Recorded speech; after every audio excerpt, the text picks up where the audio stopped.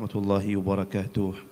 Alhamdulillah wassalatu wassalamu ala Rasulillah sayyidina Muhammad ibn Abdullah wa ala alihi wa sahbihi wa man wala wa la hawla wa la quwata illa billahil aliyyil azim.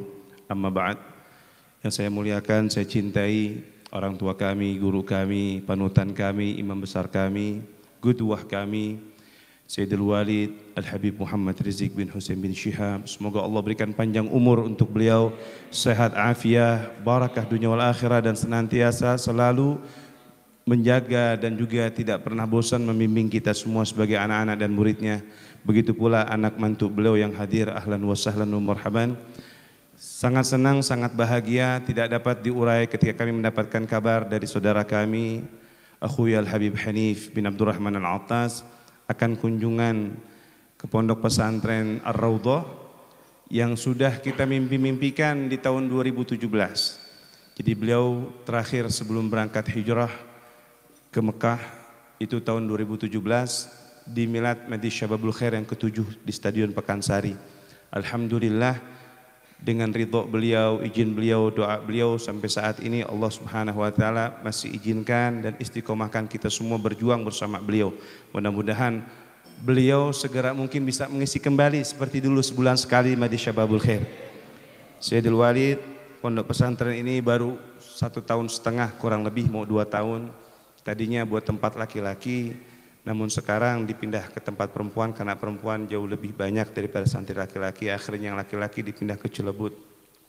Anak-anak sangat senang, sangat bahagia, sangat gembira ketika dapat kabar Sayyidul Walid mau hadir. Dan yang tadi cerita begitu sangat luar biasa. Tadinya dibikin dengan tema yang lain, tapi ketika Mahdi duduk bareng-bareng dengan anak-anak, dengar pas tamrinnya, Mahdi bilang ganti, dan baru 1/2 jam latihannya dan dibikinnya. Apa yang kita tahu dan kita dengar dan Mahdi melihat sendiri, tadi kita duduk, kita rubah semuanya, dan itu semua hanya dalam waktu 1/2 jam. Anak-anak sangat senang, kepingin sekali menggirangkan Sayyidul Walid. Mudah-mudahan berkenan apa yang disampaikan oleh anak-anak dari lubuk hati mereka, dan alhamdulillah semua yang keluar dari hati akan masuk ke hati. Dan Mahdi lihat kanan kiri semuanya merasa kehilangan sosok Umi Fadlun yang begitu sangat luar biasa, dan beliau pun bukan sekali 2 kali hadir di Majlis Syababul Khair. Anak-anak merindukan, mungkin vokalis-vokalis juga yang bawakan tadi sangat menangis dan terbayang ketika mereka terakhir bawakan qasidah, kalau nggak salah anti zaujati anti, kalau tidak salah, buat Umi Fadlun, mengibaratkan bagaimana luar biasanya sosok Umi Fadlun. Yang kedua, Mahdi mewakili daripada pondok pesantren Ar-Raudhah mengucapkan mohon maaf atas segala macam kurangnya jamuan dan lain sebagainya, penyambutan. Tapi mudah-mudahan itu semua menjadi kehangatan buat kita semuanya. Dan Mahdi meminta dengan sangat luar dari hati kita yang paling dalam dan yang nggak bisa diukir, doa dan ridho dari antum buat kita semuanya. Dan anak-anak minta didoakan, serta beliau kepingin dapat nasihat dari antum dan juga doa dari antum serta doa dari antum. Mudah-mudahan bisa membuat anak-anak banat dan juga anak-anak banin yang mungkin nggak semuanya dibawa di tempat ini, tapi mereka harusnya hari ini sedang ikhtibar. Mahdi bilang sama mereka, istirahat dulu, lanjut besok ikhtibarnya. Sekarang kita sambut Sayyidul Walid, kapan lagi kedatangan beliau, dan belum tentu bisa dapat nikmat yang sangat luar biasa. Ini kalau dibilang dikasih uang miliaran dengan hari ini jauh lebih berharga pada hari ini. Dan mohon doa pondok pesantren ini biar cepat dan sesuai dengan harapan kita, sesuai dengan keinginan kita. Pingin bikin di sini sebagai Ar-Raudhah Center, dan pingin harapan besarnya juga nanti kedepannya pondok perempuan ada di belakang. Mohon doa dari antum, dan juga kita minta nasihat sedikit dari antum buat kita untuk motivasi kita semuanya. Kepada antum, kepada beliau, waktu dan semuanya kami pasrahkan. Sayyidul Walid. Kembalikan kesegaran alami tubuh. Berbuka dengan segarnya air kelapa asli Hydro Coco.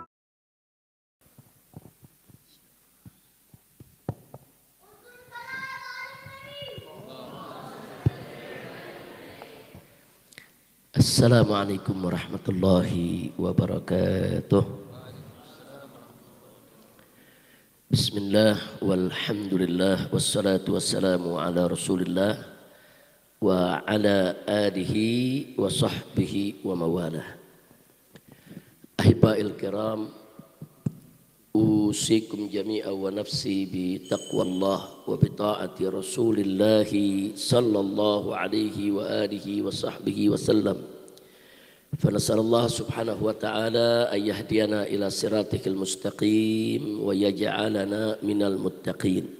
آمين يا رب العالمين.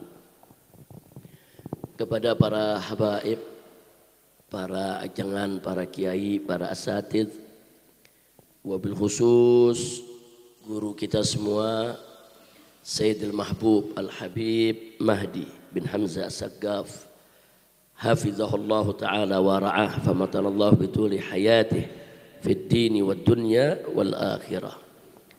Satu kehormatan dan satu kebanggaan bagi saya bersama keluarga yang hari ini bisa hadir di Pondok Pesantren Ar-Raudhah. Saya hadir di sini bersama putri-putri saya, bersama para menantu saya, begitu juga para cucu. Alhamdulillah luar biasa istiqbalukum jamil, yaitu penyambutan yang dilakukan oleh para santriwan maupun santriwati di pesantren ini begitu indah, begitu mengharukan. Jazakumullahu khairal jaza. Pada kesempatan ini tentu kita juga sama berharap mudah-mudahan Habib Mahdi beserta keluarga senantiasa Allah berikan panjang umur dalam taat dan ibadah, dalam sehat wal afiat, panjang umur untuk terus melanjutkan dakwahnya, dan mudah-mudahan pondok pesantren yang beliau bangun baik bagi putra maupun putri dimudahkan oleh Allah Subhanahu wa taala. Amin ya rabbal alamin. Ahibail kiram,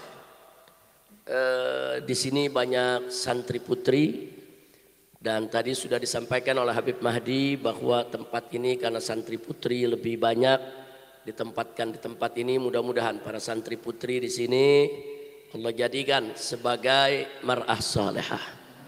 Kita tahu bahwa Nabi alaihi salatu wassalam pernah mengatakan dalam satu hadisnya, ad-dunya mata wa khairu mata'iha al-mar'atus salihah. Jadi dunia ini adalah perhiasan dan sebaik-baiknya perhiasan adalah perempuan salihah.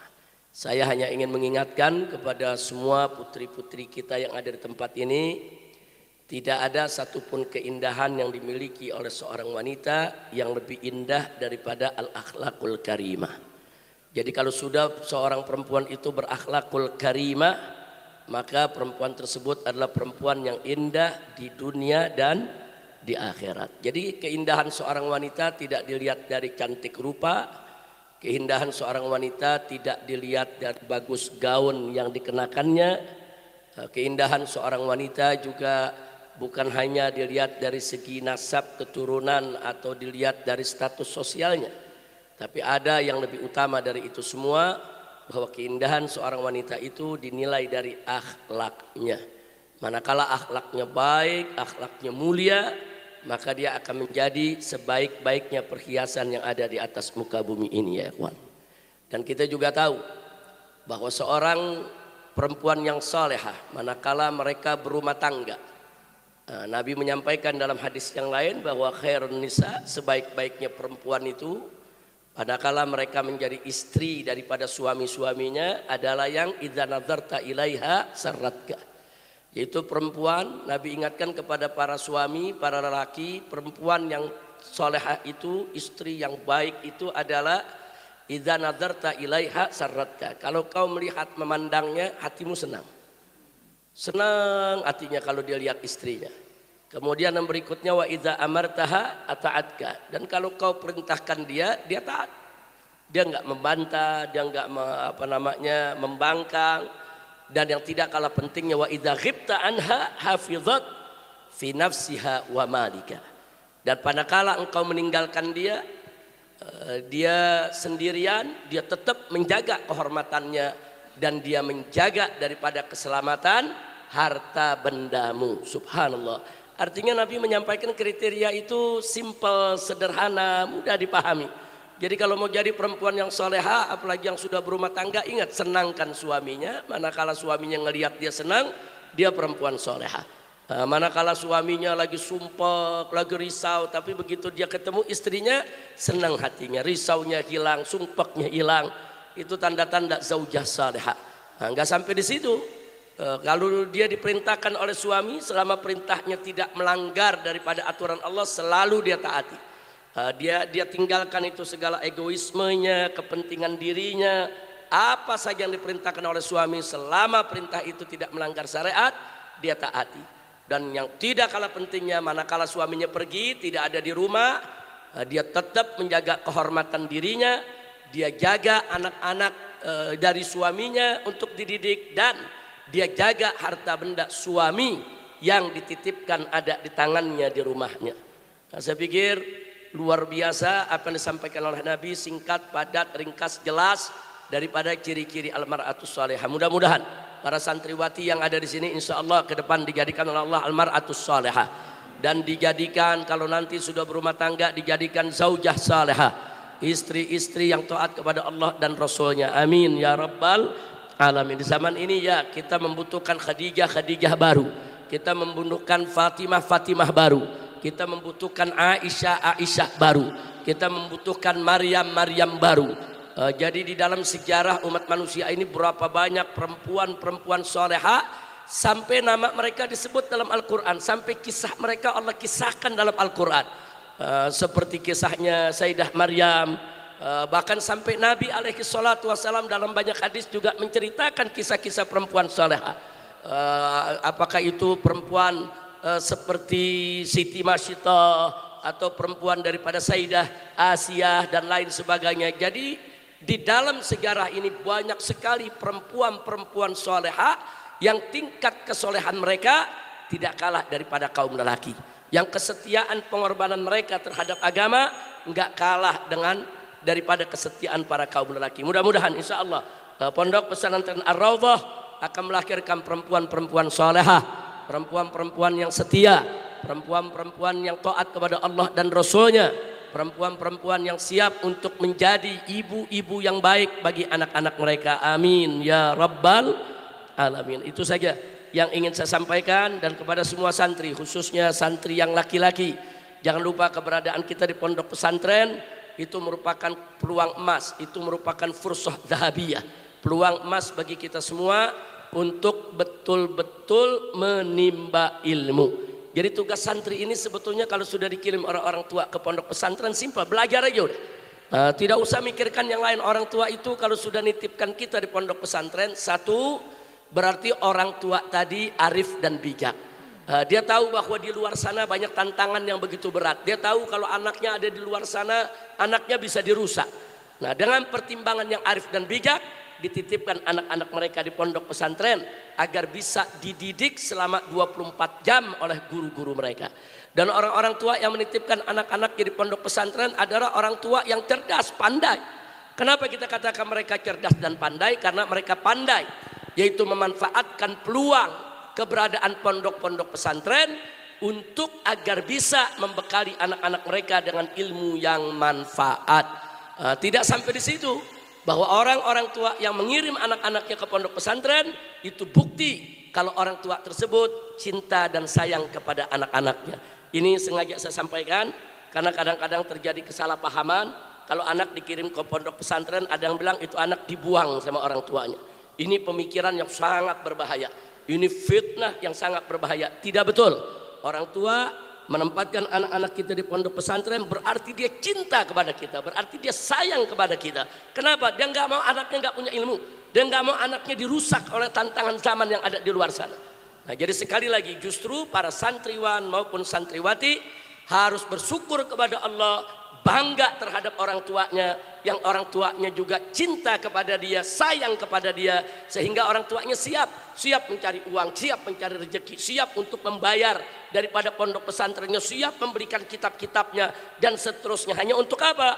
Agar anak-anaknya menjadi orang-orang yang manfaat di kemudian hari, insya Allah. Nah, ini yang saya mau ingatkan. Jadi buang jauh-jauh pemikiran-pemikiran tidak benar yang mengatakan kalau anak di pesantren berarti dibuang oleh orang tua. Enggak betul ya, kawan. Bukan. Pondok pesantren itu bukan tempat pembuangan, bukan. Pondok pesantren itu tempat taklim wa tarbiyah. tempat pengajaran dan pendidikan. Sekali lagi di sini saya mau ingatkan sebelum saya akhiri, banyak sekolah-sekolah di luar sana, sekolah yang megah, sekolah yang mahal, sekolah yang katanya hebat saudara. Tapi sekolah-sekolah di luar sana sehebat-hebatnya sekolah tersebut, sebagus-bagusnya sekolah tersebut, mereka hanya mampu untuk menyajikan taklim, enggak mampu menyajikan tarbiyah. Taklim dan tarbiyah ini beda. Arti menyajikan taklim, mereka bisa mengajarkan anak-anak kita, oh rukun sholat begini, syaratnya begini, cara wudhu begini, hanya sebatas pengajaran. Adapun praktek, itu murid diserahkan masing-masing. Habis belajar pulang ke rumah, ada yang ngamalin, ada yang enggak ngamalin. Berbeda dengan pondok pesantren. Nah, di pondok pesantren, di kelasnya, di halagohnya diajarkan bagaimana wudhu, bagaimana sholat, saudara. Dan pada saat yang sama di pondok pesantren, setiap jam waktu masuk sholat, santri digiring untuk sholat berjamaah. Diperhatikan oleh gurunya, bagaimana berdirinya, bagaimana sholatnya, bagaimana softnya. Dan itu berlangsung selama 24 jam. Itulah yang disebut tarbiyah, itulah yang disebut pendidikan. Jadi ada pengajaran, ada pendidikan. Sekolah di luar hanya mampu mengemukakan, memberikan yaitu taklim, pengajaran saja. Tapi pondok pesantren sejak dulu sampai hari ini mampu mempersembahkan kepada umat Islam taklim wa tarbiyah. Di sana ada pengajaran dan di sana juga ada pendidikan. Alhamdulillah. Nah, jadi sudah berabad-abad pondok pesantren sampai hari ini belum ada satu sistem pendidikan di dunia yang mampu menandingi sistem pendidikan di pondok pesantren. Makanya sekarang kita boleh lihat, sekarang ini kadang-kadang SMA niru-niru pesantren, ada boarding schoolnya.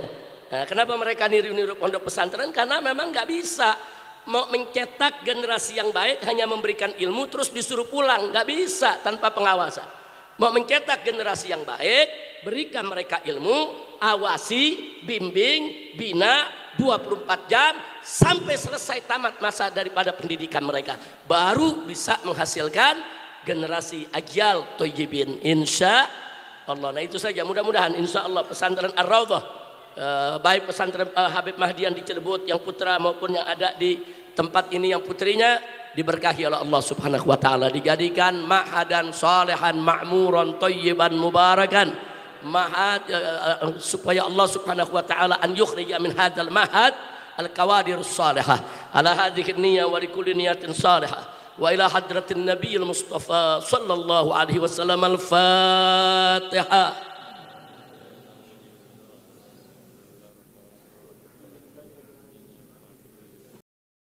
Alhamdulillahirrahmanirrahim. Itu dia tadi ketika para ulama berkumpul, Masya Allah banget. Sangat sejuk, sangat adem ya teman-teman. Tadi Habib Muhammad Rizik Syihab dan Habib Mahdi dan Habib Hanif, semoga Allah panjangkan umurnya, amin ya Allah ya Rabbal alamin. Kita doakan semoga kita juga panjang umur, sehat selalu, amin ya Rabbal alamin. Kita berdoa semoga Indonesia mendapatkan pemimpin yang baik, yang amanah. Al-Fatihah. Bismillahirrahmanirrahim. Ya karena mereka nasta'in. Jadi siratal mustaqim, siratal ladzina an'amta 'alaihim ghairil maghdubi 'alaihim waladdallin. Amin ya rabbal alamin. Terima kasih. Assalamualaikum warahmatullahi wabarakatuh.